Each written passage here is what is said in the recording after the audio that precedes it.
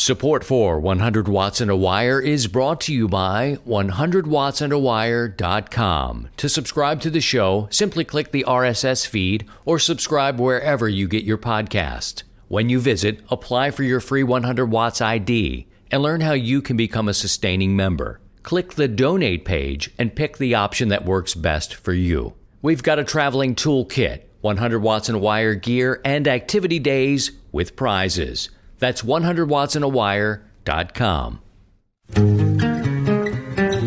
And now, from Grid Square Echo Mike 48, this is 100 Watts and a Wire. Hey, it's Christian. My call sign is Kilo Zero Sierra Tango Hotel, and a little bit of breaking news in the world of amateur radio. I'm joined today by Steve, W7UDI. We're going to try to unbox what we know and things that we've heard without getting into too much speculation and that sort of thing. But there is a bit of a buzz going around about what happened on Friday, January 17th, 2020. And to catch everyone up on what we know today, the ARRL Board of Directors voted to keep Rick Roderick, he's Kilo 5 United Romeo, as its president. However, in a bit of a surprise, I guess if you're not a member of the league or you're not really paying too much attention to the league, perhaps you get it for the magazine, Howard Mickle, Whiskey Bravo 2 India Tango X-Ray, was not reelected as CEO, and that part of it has become the news of the weekend. And as we head into a new week, Barry Shelley, November 1 Victor X-Ray Yankee, is the new interim CEO, as a search committee will be looking for replacement. Steve, a lot of things have been going around, and that's what came out of the league, and this is a personnel issue, so we probably cannot expect to hear what really went down, and I've dug a little bit. I've got some sources and some source information, and I will protect that as we go forward, just not to name anyone directly. We have 15 members voted. It is my understanding that the vote wasn't close. In other words, the board of directors did not find Mickle suitable for the position. Some of the other information that I've been able to gather, there's differences in philosophy and direction. That's a bit of a political position there. He's a square peg, round hole type of thing. He was lacking some ideas. And get this one, Steve. My source tells me that he was interested in stopping publishing books. Now, one of the things I really enjoy about the league is the fact that you can get the publications. However, he was interested in stopping that, moving more of the investment toward online learning, which I guess could be debated if that's needed. But I want to bring you in here, and I've been a member of the league since 2012 when I was first licensed. I believe if I'm going to be someone who speaks about the league, I should at least be someone who is invested. We know that it's not a member-driven league. It's probably financially driven by its members, but it's not led, is probably how I should say that, by its members. Steve, you are a member of the league. You've been licensed for a long time. Tell me a little bit about your membership and how long maybe you've been a member of the league. I've been a member, and good morning, Christian. Good morning, sir. I'm trying to remember how long it's been since I've been a member. It goes way back, and in the course of that, I became a life member because I believe in the league. I believe in they represent us as a whole to the FCC and around the ITU and things like that. So I've been around the league a while, not active in the behind the scenes, but just as a member and always just kind of keeping an eye on what's going on what the league is going. And yes, and the league is basically driven by our directors, our 15 directors that take input from us, the members, and then direct the CEO. into executing their wishes. And from my viewpoint, and I'm just only speaking from my side, is it looks like that there was just a difference in philosophy. The board wanted to go in one direction, and then he wanted to go in a different direction. And unfortunately, the board, for Michael's position, it was unfortunate for him because he chose to go a different way, and now we have a new interim CEO. Do you think, I guess getting back to as long as you've been a member of the league and you follow it along, I don't know how closely you do. I loosely follow it. Information like this comes about and it becomes a buzz in the community, so I'm paying attention to that to see what they're fighting for. Of course, I read the magazine. Sometimes it can be a bit over my head, but there are some things in there that I enjoy, and I hope they continue with that sort of thing. It seems like the last two CEOs, at least the tenure has been short. Do you think that's a good thing or a bad thing? I kind of think it's a bad thing, but on the other hand, we've had a pretty dramatic change in the board. And so up till about 2016, we had Sumner, K1ZZ, that was a longtime CEO. And he retired, and then we had Gallagher, NY2RF. He came in April of 2016, and that was kind of the start that things were changing in the board. I'd say the membership wasn't really happy with the direction. So, and then Gallagher retired in 2018, and then the CFO. Barry, N1VXY, became the interim CEO until WB2ITX became the CEO in August of 2018 until just now. And then Barry's back, N1VXY, as the interim CEO. So a lot has changed, but we also have a pretty major shift with the board themselves. So I think it just kind of follows along with that. We've been kind of watching it for the last few years, and if you haven't seen the issues, and I think a lot of it came to head with the censure of Dick Norton, was you had the board that was kind of like the good old boys, as I put it. And trust me, when I got into the hobby back in the 70s, it was always, oh yeah, it's whatever those guys are doing there in Newington. It's the league. It's all this.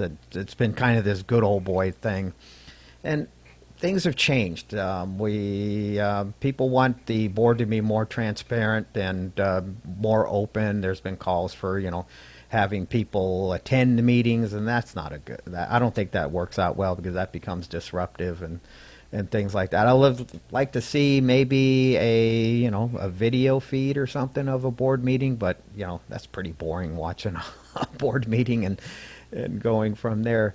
So I think between the change in the board and what their desires and wishes, and then with the CEO, I think it's just kind of natural that there's kind of a shakeup in there. Hopefully, the board, it can get stable and go on a path and go from there.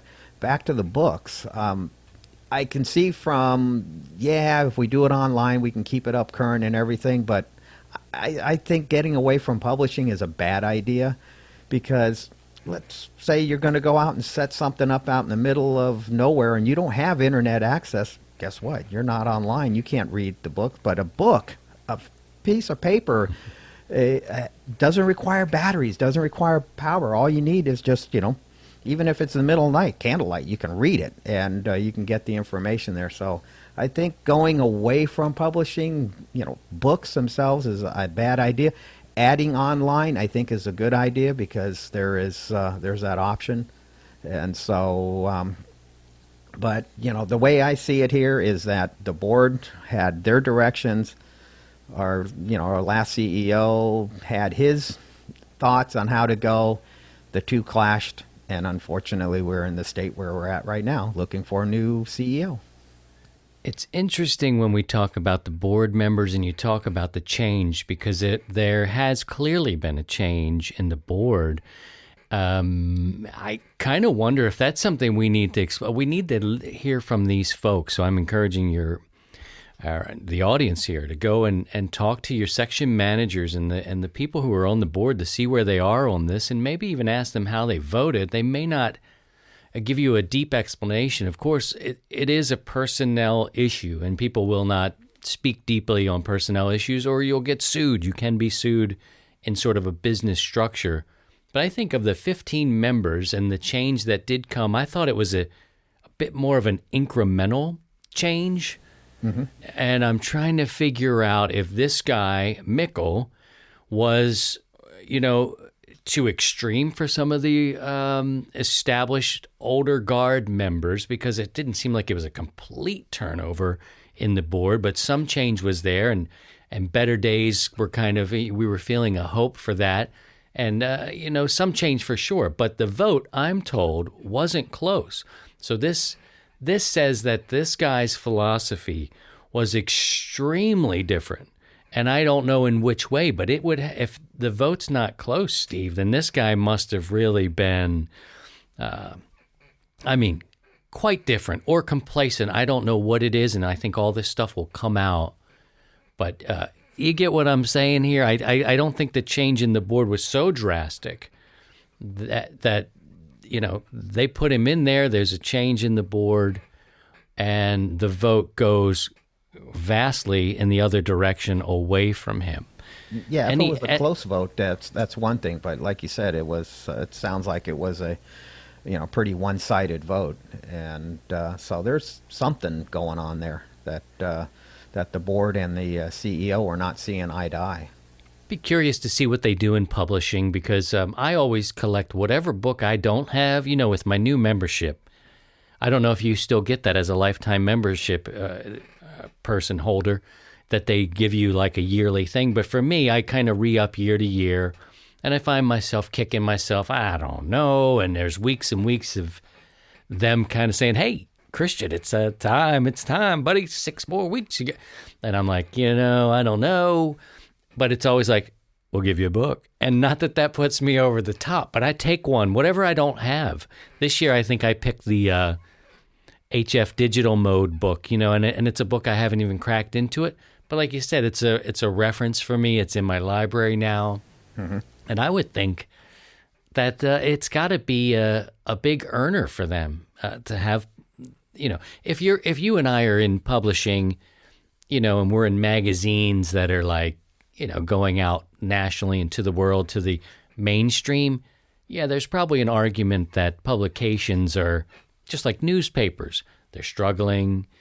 But in this niche sort of hobby and service that we have, I think publishing is still really important. Oh, yeah. I think it is. And like you said, a lot of publishing, newspapers and news journals are struggling. They're having a hard time staying afloat, and it's a lot of people. We all have our smartphones and this and that. And it's really easy to get in and look up an article and get online, but that's assuming you have access to online, and so there's but the convenience, you have that convenience in your pocket, and that's the struggle that the major publishers are having. But for us, with the niche markets, whether it's amateur radio, car magazines, whatever, I think they'll still be around. They'll struggle, but I think they'll stay around. And as far as life membership, they already got my money. They're good. They have me for the life. The only thing that you get out of being a life member is a plaque that you can hang on the wall, and signifying that you're a life member. And I think it's great that the league offers incentives to stay in the hobby and have a book and or some kind of publication to help you stay within the league, and I think a lot of organizations do that just to kind of entice you to be there, and I don't think that's a problem. I think that's part of doing business.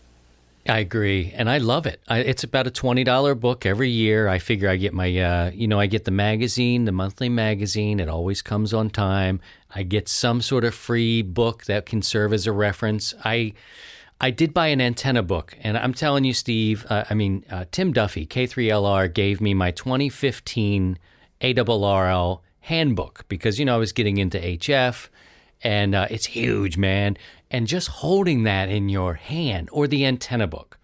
Now, these books aren't cheap, but the antenna book, you don't have to buy it every year. I know I'm getting a bit of, but for me, if I was on the board and I heard the CEO say, I'd like to do away with, publications, I think we need to get out of that business. I think that's the point we're at. That's one really big strike. Again, I don't know, how much money it brings in. They give me a book every year. But if he was thinking in that direction, but I'm also hearing some other things, and it's a well-placed source. I have not checked QRZ. I don't know. I can't imagine the conversation that's going on there. That's another entity that I don't spend too much time with apart from the lookups, but maybe I'll read a little bit. I know you had something there. We can talk about that. But I'm hearing that Mikkel really wasn't an idea guy. He was getting some sort of, ideas from the board, and they were trying to get him to push those out there through his editorials, and that he'd go to Hamfest and didn't have a lot to offer. Now, these are well-placed sources, not speculation, and I trust the sources at the league that I'm hearing from. As you went through QRZ over the last couple of days, this came out on Friday. We're now doing this on Monday. Anything pop out to you that seems notable that's being talked about on QRZ?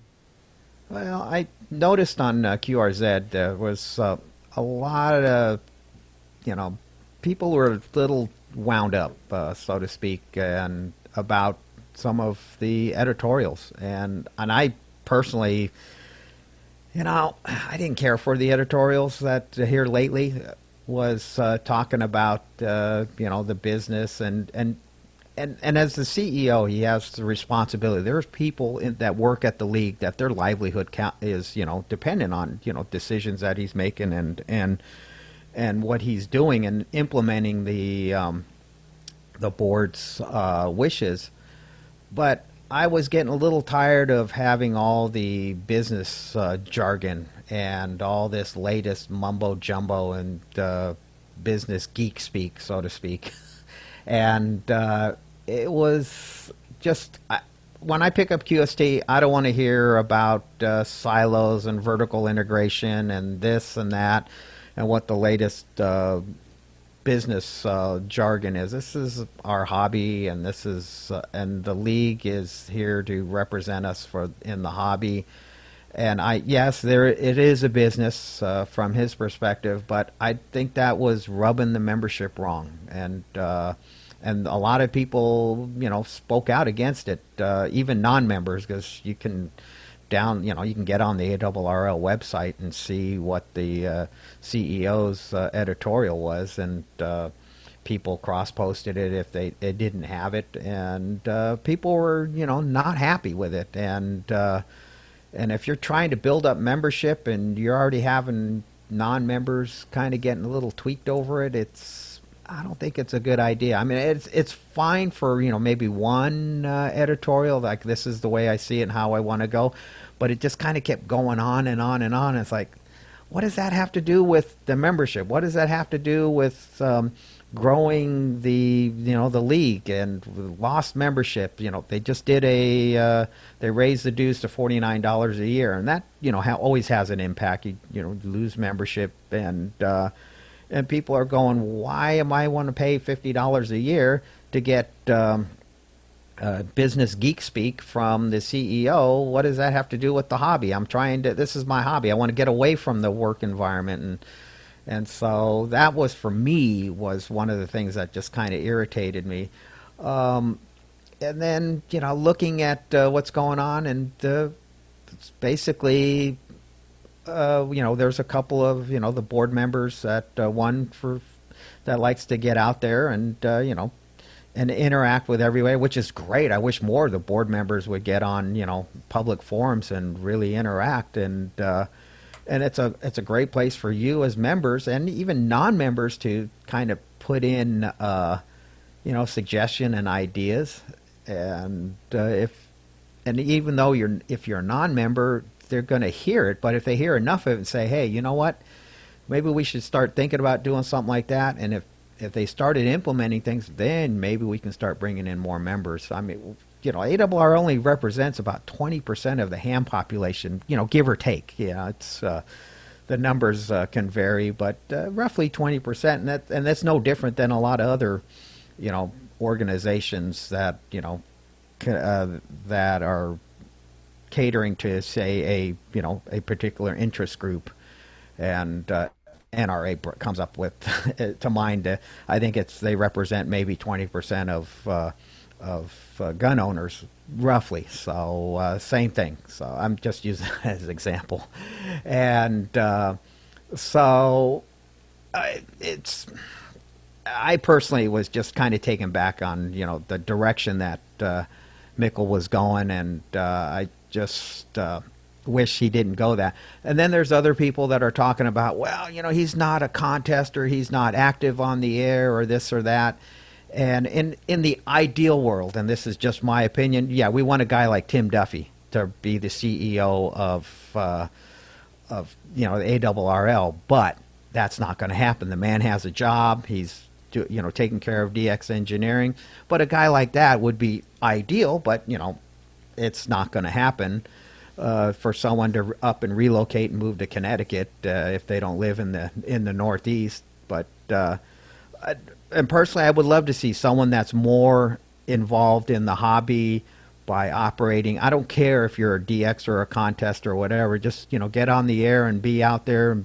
And K1ZZ Sumner, Dave Sumner, was very active in the hobby, and we kind of got spoiled with that. And the last two is we didn't have that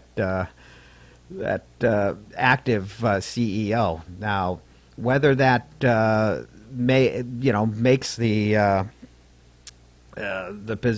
whether I'm just kind of losing train of thought here, whether that's what the board wanted, maybe at the time when these last two CEOs were elected. Okay, we don't need someone to be operating or be more public facing. We want someone to go into the internals of the organization, because I do recall the league having some issues internally and financial issues that maybe these last two guys brought it around and got it going straight and got them back on the right track. And now we need a new CEO to kind of bring it all together. So I don't know. It's not there. It's just I'm out here in the cheap seats and just kind of viewing from afar. Yeah, there's so much there that needs to just be unpacked that you said, and I think you said it really well there for sure. We certainly need someone who can manage the organization and someone who understands ham radio. Now, he may understand some aspects of it, but the idea that he was, this wasn't sort of like, hey, guys, I'm going to step down in January. It's been a good year. But, I've got some other things to do. This is definitely a vote that seems contentious. And he was just not very popular with the board of directors. Now, I wonder with people, we don't like change. I mean, people don't like change. I wonder if he was just complacent, not moving to make change, or he was trying to change too much. This will probably come out. If he was just totally rogue and trying to make things happen. But I'm getting the impression that Mickle wasn't really coming up with a whole lot of anything on his own, seems to be what's happening. So I just can't gauge yet what sort of change the league and their board is looking for and what. But also you mentioned about the 15 board members who represent the people. These are the guys and girls that we need to get to know a little bit better. Sometimes I get things in the mail and it's like, here, vote for your section manager out here in Missouri. It's this guy and this guy. Now, I don't know. Whoever's going to send me their card and says, I believe in this and I believe in that, and we're going to make, it's all just talk. And I'm supposed to vote for the person. Then I feel compelled that I need to vote. I should vote. What am I voting on? What am I choosing? The best haircut? I don't really know these people, and Missouri's a huge state. This is a big, it's a big area out here. So but the election, somehow we have to figure out how to get a little more engaged with the people who are leading us, because that's our seat at that table. Of the 15, that's the seat at the table. And because our money doesn't seem to get it done, Steve. We can give the $50 a year, and we don't have a vote. Our vote has to come through these representatives. It's kind of like politics, but it's also, this business thing. It's almost like a corporation that is supported by members who don't have necessarily a vote, except if you get to know the people running for the office. And that's where us as hams, we need to figure this out a little bit better. Getting a card in the mail saying, Joe Blow and then Tony, the other guy, these are the two running. Go ahead and pick one and send this back. We'll count the votes and let you know. I mean, this is kind of like, I'm not trying to get into the politics of things, but that's kind of how our political system is going too. It's just, we don't know enough about the people who are representing us, and that's the seat at the table. And then the people who are at the fifth, and you got me ranting in here, Steve, the 15 people who are representing us need to know the people they're representing. That's the only, and my other point on this, I listen to a lot of radio, a lot of HF radio. You hear plenty of politics, either for, against, left or right, down the middle, whatever, tons of it. Everybody's talking to their friends about all the same crap they all believe in. I could count on one hand how many times I've heard a conversation about the league.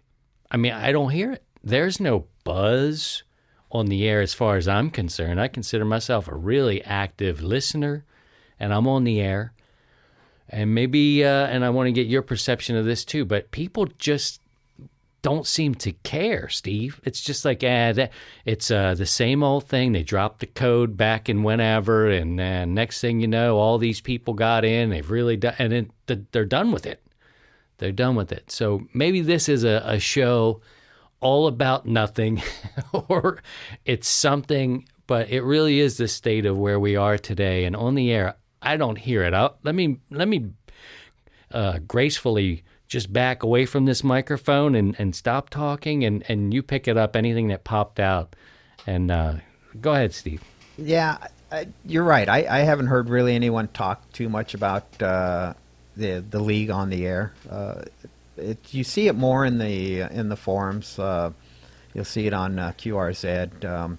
There was a group called My ARRL Voice. They started off as a web page a few years back, and then they got a Facebook page that's wide open, that anybody, you don't have to join the group or anything, and they're pretty vocal about it, and they'll talk about what's going on in the league, and then you have the ARRL haters, and they're it doesn't matter what the league does, they're going to hate them no matter what, and so you got the ones that support it, and most of the people that are that are supportive of the league and what they're doing, they stay fairly quiet, and they'll come out and defend the league, and then you got the haters that just are spewing out anything and everything, and I think kind of muddying up the waters on a personal point, and but it's good to hear from them, and hear some of them have some valid points, and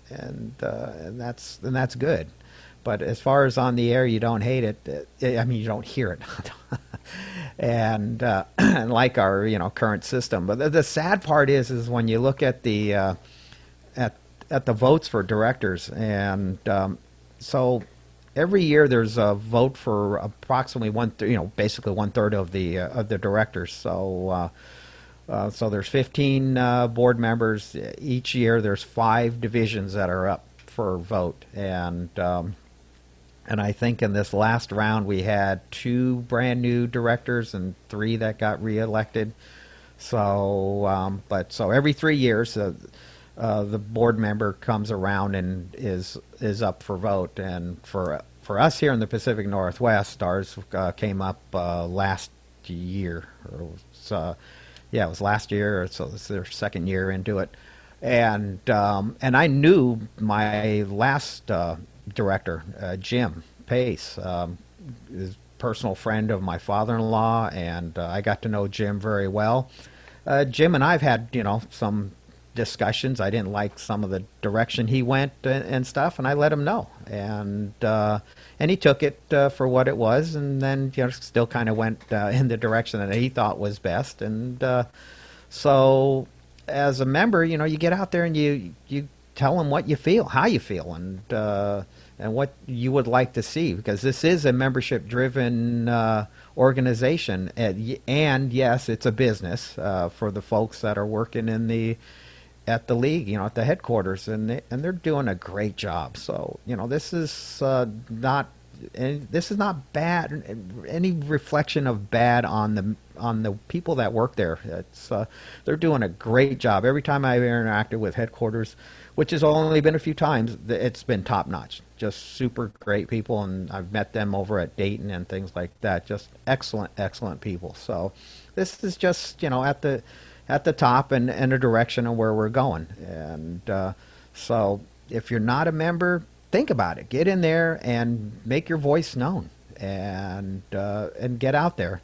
Be part of the solution. Don't be part of the problem. And this is growing pains. We'll get through it like everything else, and we'll hopefully come out a stronger ARRL with a new CEO. But we'll see how it goes, and we'll just we can speculate on what's going on, but we have 15 plus people that were in the board meeting, including the vice directors, and they're they have a big choice to make, and we need to leave it up to them. We elected them to represent us, and we need to give them the latitude and and let them do their job. And you know what? If we don't think they're doing the job that we want them to do, then guess what? When their turn comes up for re-election, we can find somebody else, and that's just the way the process works. I want to echo what you said about the workers at the ARRL. It is definitely not any of this aimed at the workers who are there keeping things going. And also, again, to get to know these people that we're sending to Newington, and find out, talk to them. I'm curious. There's a Hamfest in town this weekend.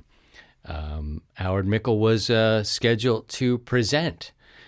That's not going to happen now, but there should be some people around, section managers. Find out how they voted, where they are. Let them know what you think when you talk to people at the Hamfest. Ask them questions. Let them know what you think, because they should take that message back to Connecticut on your behalf. So there's hope for me that things will change in a positive direction. I'm hopeful.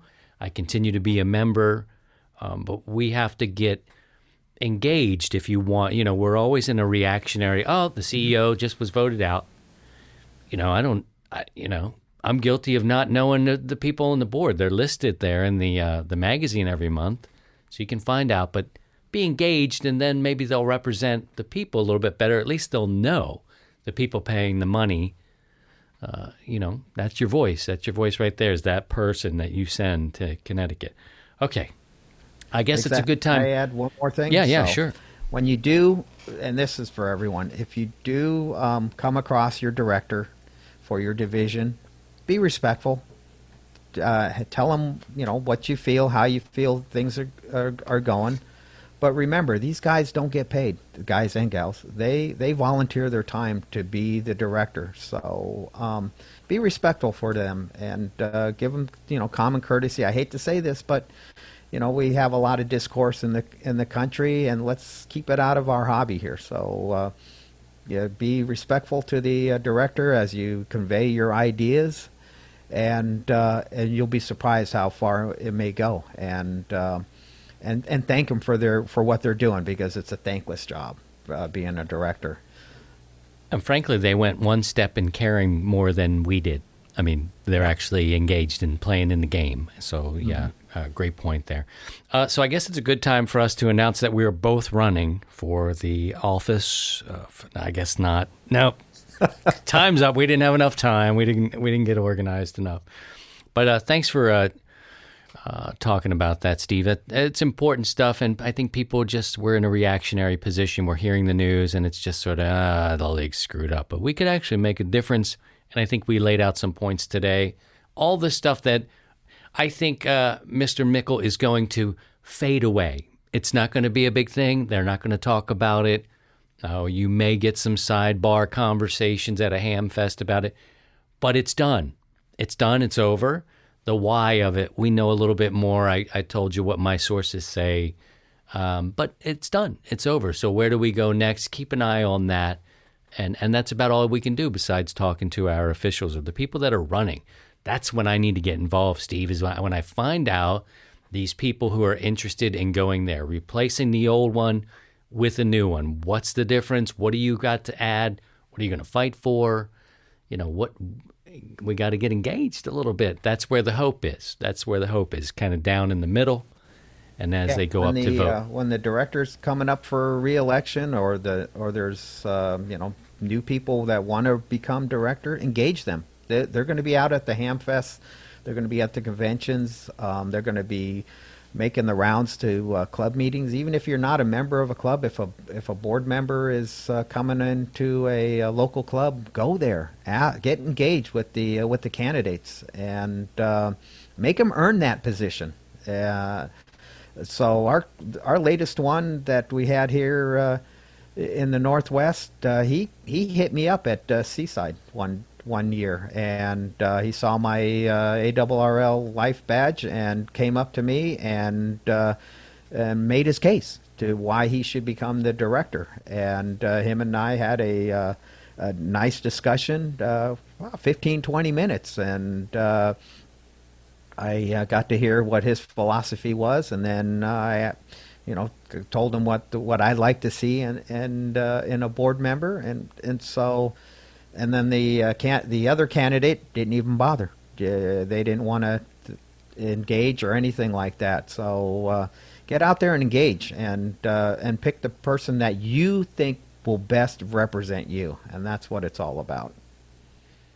Now, we've got some exciting news happening as we transition away from this league stuff. We'll have an eye on that or an ear on that and see what's happening. We'll watch the boards. We'll talk about it again if we need to. I don't want to beat a dead horse over it. This has been a nice long conversation. Two fellas just sharing some information. I don't want to beat up the league. I'm not going to beat them up. I want to see what they're doing. I'm curious about some of the answers, and we'll find it. Time will tell. But something exciting is happening this weekend. Steve is our net control manager for the 100 Watts and a Wire Sunday Evening Net. We've got a special guest joining us on Sunday, which I'm really excited about. Do you want to make that announcement, Steve? Oh, thanks. So we're going to have Amanda, K1DDN. Amanda is one of the show hosts on Ham Nation, and she's going to join us this Sunday. She's going to be our guest net control. The usual cadre of net controllers, we're just going to operate as relays and just kind of help her get along. But come out, join us. If you don't have a wire antenna up for 80 meters, get something up. Even if it's just putting wire along your fence line, just get some wire. Make a simple dipole and get an antenna up. It doesn't matter. Join us here this coming Sunday, and get checked in and visit with Amanda, K1DDN. She is such a solid op, and I met her back when I was doing some stuff with Ham Nation many years ago now, and we just call each other. It's brother, sister. And she's also engaged in the emergency communications out there in Colorado. She's a really strong op, and she's fun to listen to. She'll drop a gallon into the system, and she'll work ops, and it'll be interesting to see which direction she takes this, because she'll run for an hour or until she gets tired of it or whatever. And it'll be, will she bang them out in that contest way, or will she'll pull back and have a little bit of a conversation? We have a mixture of this sort of thing in our net, because I consider it a casual net. We spread out a little bit. We've got operators in Maine and in Georgia and Missouri and in Washington State. So we cover the United States. And we all have a little bit of a different style, Some are to kind of get you checked in and move on, and depending on the conditions, I guess that'll be a big part of this. But Amanda's a really efficient operator, so I'm curious to see how she'll approach this. And it seems like in the last couple of months, she's talking about how she's been on the air more, and she's just got to do it, and so that's kind of exciting for me too. Oh yeah, it was. She joined me one night, on Wednesday night. I was doing the Ham Nation after show net, and then here comes Amanda, and out of the blue, I said, "Hey, you want to start taking some check-ins with me?" And she just picked up on it, and just had a little chat with everybody. Wanted to find out how everyone's doing, and so it might be that, or it might be bang bang bang. We're just going to leave it up to Amanda how she wants to go with it. And yeah, each one of us has a little bit of a different style. I kind of get a little chatty with folks and want to just find out how their day is going or their week, and others. And myself, we've at times have gone in, okay, we're just working numbers. Let's get people checked in and go from there. So each week it's a different environment that we're dealing with, whether with conditions or who's checking in. And sometimes I get chatty and sometimes I don't. And we'll see how Amanda will take it and we'll run with it. But by all means, please come and join us on this Sunday night. We'd love to have a great turnout, so Amanda will have many folks to chat with, and come out and do ham radio with us on Sunday nights. I think we'll shoot for 3902 has been a pretty good spot for us. We got hammered a little bit in the last net for just a little while. It was sort of search and rescue, and I think those sort of conditions will contribute to, is it a short conversation? Is it we're going to open it up a little bit? Sometimes we got people waiting, and if the conditions are tough, we're just search and rescue. We're trying to pull anybody out that we can. It's a lot of fun. But Sunday night, 7 o'clock Central Time, listen around 3902, and we'll post it on the Facebook group as well. But that's where we've been. Fortunately, you came up with that frequency, I think, and it's been open. Yeah, it's weird. Yeah, it'll close lucky. Now that I said 75 something. meters is a tough band to kind of find a spot where you can kind of hang out. There's a lot of groups, a lot of nets that get together, and they've been on one particular frequency at a particular time, and it's trying to find a spot that works out. And Sunday got really challenging with some fellas that were down on 3900, and that's just the way it is, and we got to overcome it and go from there. We also use NetLogger, so if you want to follow along, just bring up NetLogger. It's a web-based logging system that we use mainly between us, the net control, but you can follow along and go from there. Mind you, we don't use NetLogger as a check-in, so we got folks that we'll try to check in through the AIM. There's an instant messaging feature of NetLogger. No, we prefer that you get on the air. We want to work you on the air. NetLogger is just kind of a convenience. It shows you what's going on, and there's with the AIM we get a chance to send messages back and forth, and it's nice to get some of the reports. Oh, we're not hearing the net control here, or I'm not hearing it very well, but I heard someone else, and we'll tell them to hang tight. We'll get to you and things like that. But if you're expecting NetLogger to be where I can just N1XYZ comes up and say I'm checking in, no, we don't use it that way. Some nets might use it that way. We'll try to go more the traditional. I want to hear you on the air, and I'll do as much as I can to pull you out and get you on the log. So and be mindful of that. We also pause for mobiles and QRP. I mean, we have a regular check-in. I'm spacing on the call right now, but 10 watts in a man pack or 25 watts, and maybe it's in Florida, But, we'll pause. We'll call for DX. We'll call for mobiles. We'll call for YLs or new licensed generals. We'll take that time. And for me, we do a mix of everything here, but I like going after those weak signals first. I'll acknowledge the big ones and ask them to stand by, but call the troops on deck and just see if we can pull out that light signal. So give it a shot. We don't want to just do a digital type of check-in. We'll pause, move aside for you, and with the relays and the net controls we have a pretty good chance of hearing you. It's amazing. I'll listen to you, and I'll listen to Ian in Maine or Ian down in Georgia. We've got a couple of Ians that are working with us, and they're hearing things that I'm not hearing. Like, and I hear you work out on the West Coast. I'll hear you just fine, but you're working stations I don't even hear these guys, and so the propagation, it's an amazing hobby that we have here, and propagation plays such an important. You can throw 1,000 watts into the wind, and if it's not there for you, you're not going to make it. No. So yeah, no, it's been fun. And then if you are running QRP, and just throw out your QRP, I try to listen and hear those three little letters QRP, and if I hear that or mobile, I'll try to get to you first. I've worked a number of guys mobile 75 meters. I'm still amazed that people are running 75-meter mobiles, and it's just been fantastic. So any antenna, it doesn't matter. Just get something up. Any wire up in the air is better than no wire. And come and join us on Sunday evenings. The misconception of our net is that you only can run 100 watts in a wire, and everybody is welcome. You can put 5 watts legal limit, whatever you want to do, Yagis, also whatever you want is cool. But yeah, like Steve's saying, like this week we have a special guest net control. Just try something. Just try something for 80 meters, and let's see what we can do. Doesn't matter how it looks. As long as you don't get kicked out of your home, just put it up there. Like Steve said, run it on the fence, load up the gutters. Yep. It'll be fun. All right, Steve, thank you. Have a great week, and appreciate all your insight into this. It's always good having somebody that's been around and watching things, been involved in the league to see where we are. I don't know.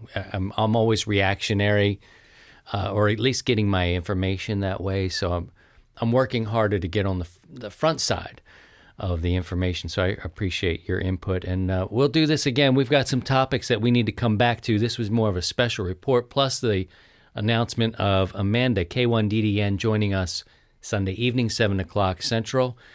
Anything else, Steve? Did we miss anything? No, I think we're good for now. Yeah, good for now. And so it was. All right, friends, take care of yourselves and take care of each other. And by all means, if you can, please try and stay above the noise. To join the 100 Watts in a Wire community, visit 100wattsindawire.com.